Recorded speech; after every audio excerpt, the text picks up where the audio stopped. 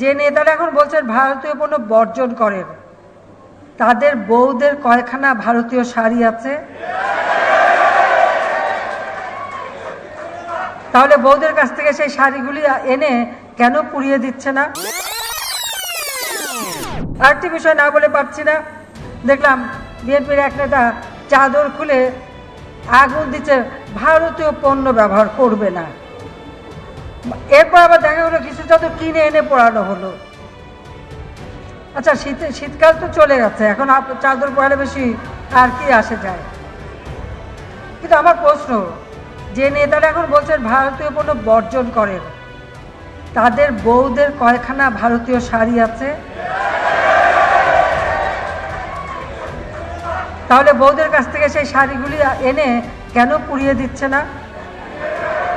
আপনারা সবাই একটু এই কথাটা বিএনপি নেতাদের জিজ্ঞাসা করেন যে বউরা যে ভারতীয় শাড়িগুলি, এই যে ঈদের সময় তো আমি জানি বিএনপি মন্ত্র যখন ক্ষমতায় ছিল তখন বহু মন্ত্রীরা যেত, মন্ত্রীর বউরা যেত শাড়ি কিনে এনে এখানে ওখানে ব্যস্ত।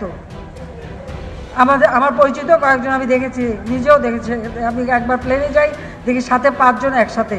আমার কী ব্যাপার, 5 মন্ত্রী বউ একই সাথে?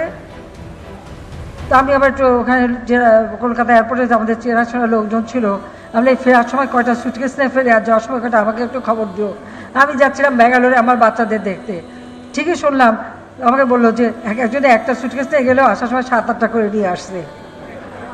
আমাকে একজন জিজ্ঞেস করলো, আপনি ভারতের শাড়ি টাড়ি কিনলে আমার তো কেনা লাগবে না? এরা যে নিয়ে যাচ্ছে ওখান থেকে পাওয়া যাবে কিছু, কাজে কেনা লাগবে না। তো এই হলো তাদের অবস্থা।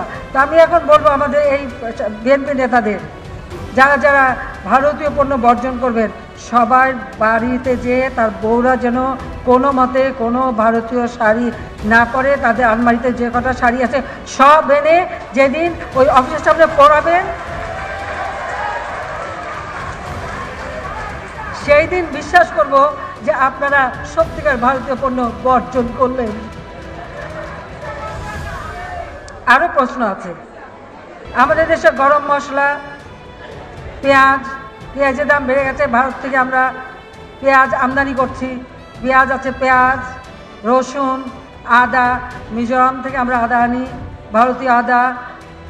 এই যে মশলাপাতি, আদা যা কিছু আসছে, তাদের কারো পাকের ঘরের জন্য এই ভারতীয় মশলা না দেখা যায়।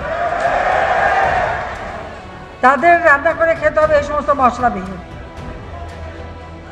কাজে এটা তারা খেতে পারবে কিনা সেই জবাবটা তাদের দিতে হবে। কাজে আপনারা রংঢং করতে ওস্তাদ, এটা আমরা আগেও দেখেছি।